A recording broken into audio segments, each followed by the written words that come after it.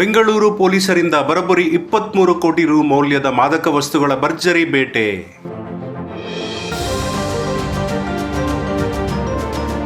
ಬೆಂಗಳೂರಿನಲ್ಲಿ ಮಾದಕ ವಸ್ತುಗಳ ದಂಧೆ ಇತ್ತೀಚೆಗೆ ಜಾಸ್ತಿಯಾಗುತ್ತಿದೆ. ಕೆಲ ದಿನಗಳ ಹಿಂದೆಯಷ್ಟೇ ಪೊಲೀಸರು ಕೋಟಿಗಟ್ಟಲೆ ಮೌಲ್ಯದ ಗಾಂಜಾ ವಶಕ್ಕೆ ಪಡೆದಿದ್ದರು. ಇದೀಗ ಪೊಲೀಸರು ಮತ್ತೊಮ್ಮೆ ವಿದೇಶಿ ಮೂಲದ ಮಾದಕ ವಸ್ತುಗಳ ದಂಧೆಕೋರರ ಬೇಟೆಯಾಡಿದ್ದಾರೆ.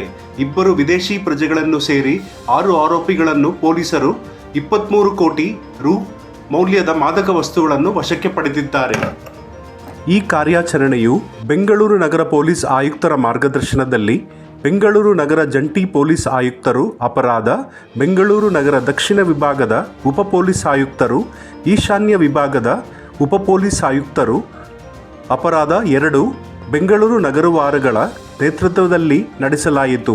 ಈ ದಾಳಿಗಳನ್ನು ಯಶಸ್ವಿಯಾಗಿ ಮಾದಕ ದ್ರವ್ಯ ನಿಗ್ರಹ ವಿಭಾಗದ ಸಹಾಯಕ police commissioner, ANW police inspector ಮತ್ತು ವಿಭಾಗಗಳ ಸಿಬ್ಬಂದಿ ಮತ್ತು CCB ತಂಡಗಳು ಕಾರ್ಯನಿರ್ವಹಿಸುತ್ತಾರೆ.